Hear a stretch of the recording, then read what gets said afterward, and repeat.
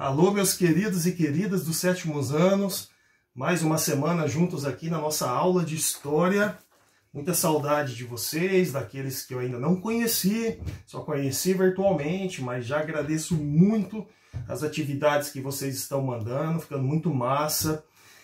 Como o professor falou lá no comecinho do ano, né? A gente ia pegando o jeitinho do outro, de passar as atividades, de como vai resolvendo. Eu estou vendo muito progresso de muitos alunos e fico muito feliz. E lembrando, se você tiver um colega, aí, um amigão, uma amiguinha que não está conseguindo fazer, chama o professor, pede para o professor explicar, né? Tentar colaborar, ajudar da melhor forma possível. Se tiver com problema de internet, alguma coisa, vai lá na escola. A coordenação imprime para vocês essas atividades por escrito. A gente sabe que não é igual, mas a gente pode fazer o máximo possível para ajudar. Se de repente o professor Clebinho está lá pela escola, lembrando, né, voltar às aulas presenciais, ainda de uma forma assim bem rodízio, né, vai uma turminha hoje, essa semana, vai outra turminha depois. Já aproveitando o ensejo de falar disso, obrigado aí para a galerinha que está indo presencialmente, né? Mas lembrando, se estiver lá na escola, dá uma passadinha, o professor ajuda, mamãe e papai pode chamar ali no WhatsApp, tirar uma dúvida de como faz, não está entendendo, pode pedir explicação, quem está um tempinho aí afastado, quer retornar a fazer, estava com algum probleminha pessoal, conta aí com o professor, conta com a equipe para poder colaborar com vocês. Aos pais aí que estão ouvindo a aula, né, ou os alunos que já estão indo no presencial, que já tiveram essa escolha, nosso agradecimento de toda a escola.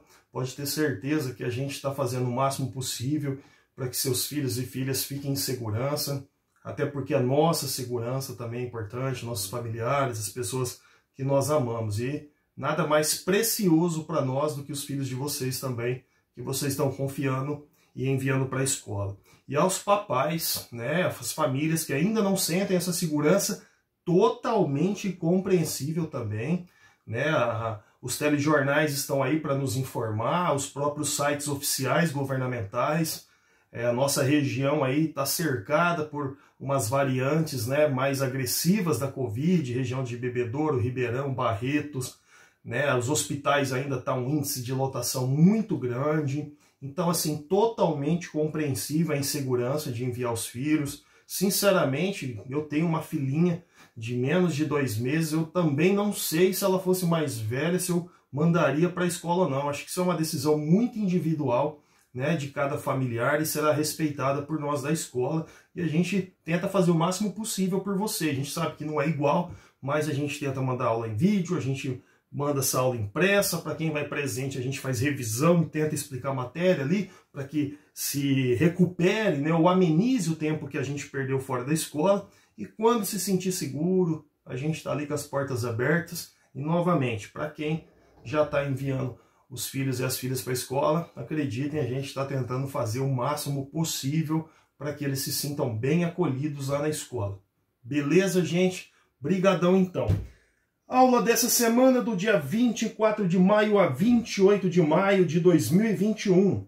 É uma aula mais curta, a gente na verdade está indo como se fosse para uma segunda parte da expansão marítima, né, de quando a Europa sai navegando pelos mares. Dando só uma recapitulada na semana anterior, o que a gente observa, né, que existia um grande número de fatores que fizeram com que esses reis, né, investissem pesado nessas navegações, construíssem suas caravelas, suas naus. Começa por Portugal, né, como a gente viu na outra aula, né, os fatores geográficos, econômicos, políticos que fizeram com que Portugal fosse o primeiro país aí a investir pesado, e depois vai ser seguido por Espanha, como a gente vai ver hoje, depois França, Holanda, Inglaterra, que também vão sair aí se aventurando pelos mares para chegar a novos territórios e ampliar sua riqueza, seu comércio e suas dominações pelo mundo, né?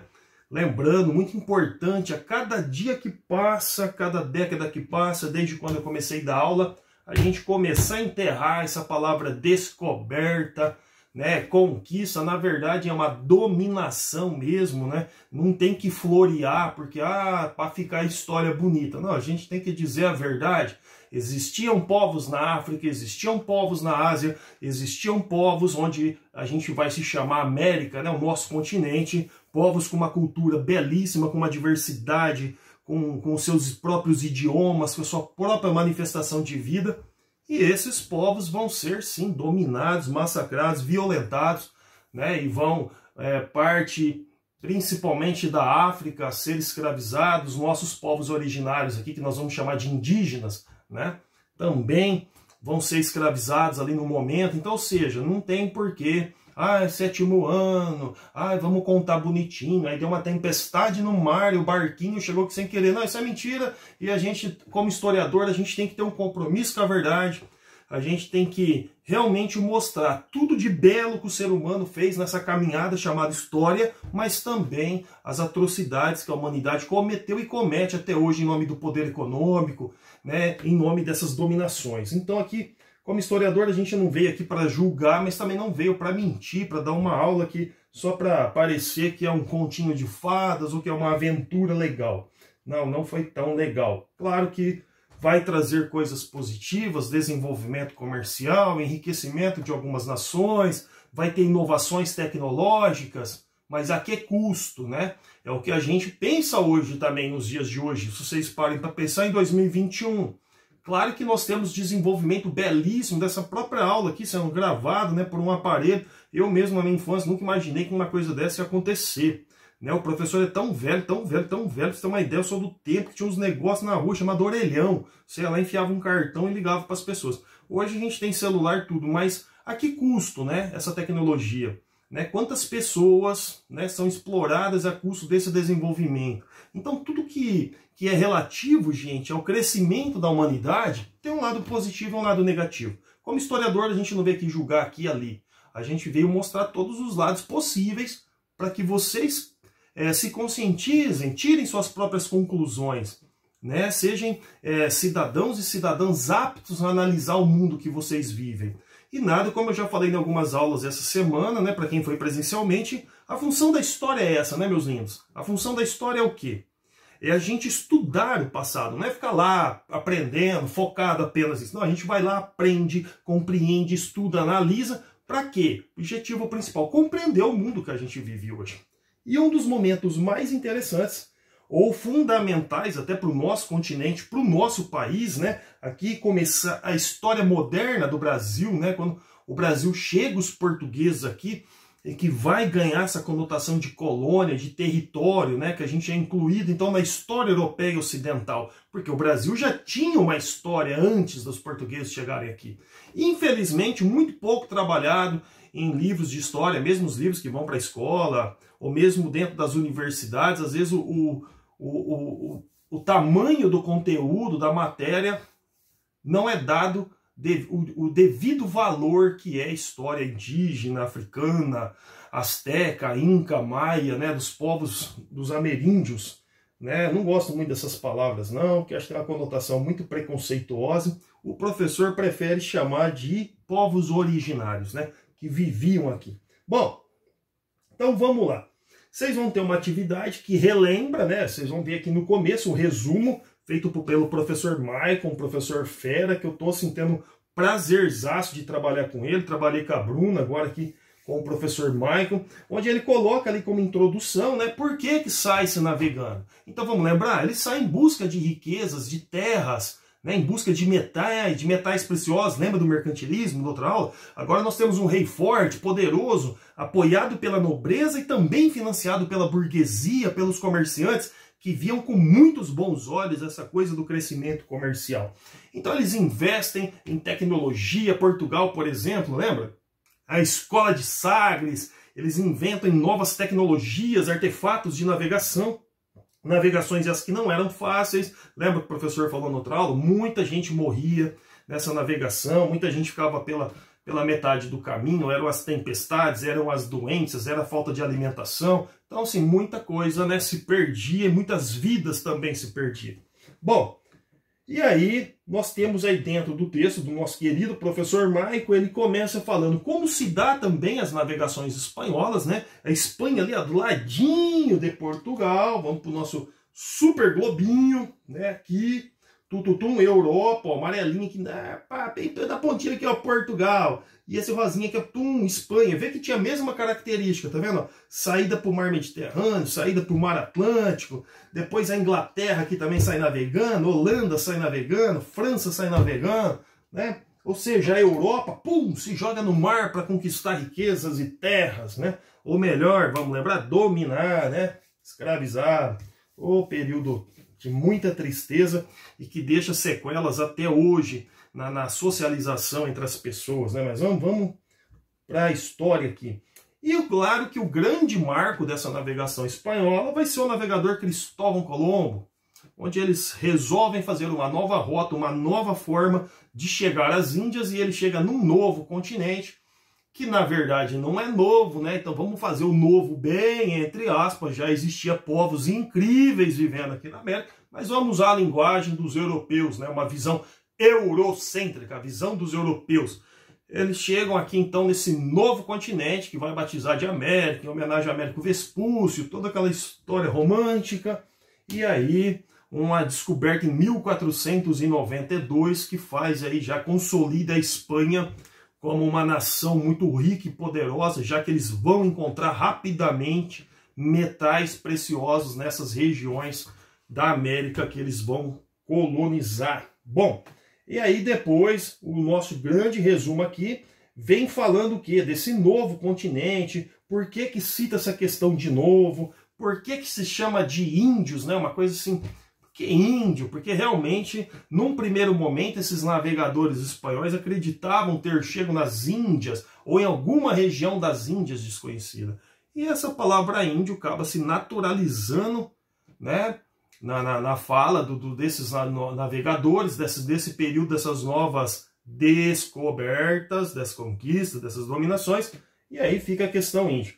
E aí a gente vem, Cabral chegou, que subtítulo legal, né? Cabral chegou. E aí o Pedro Álvares Cabral, né, grande navegador, lembrando que o navegador fera mesmo de Portugal, vocês vão perceber isso no resumo, é o Vasco da Gama, nome de um grande time ali do Rio de Janeiro, de uma torcida muito grande, né? Hoje o professor dando aula aqui com camisa do Bahia, eu sou santista, mas eu adoro dois outros times de futebol, que é o Internacional do Rio Grande do Sul e o Bahia. Eu gosto muito do Bahia, torço pelo lado dos times do Nordeste.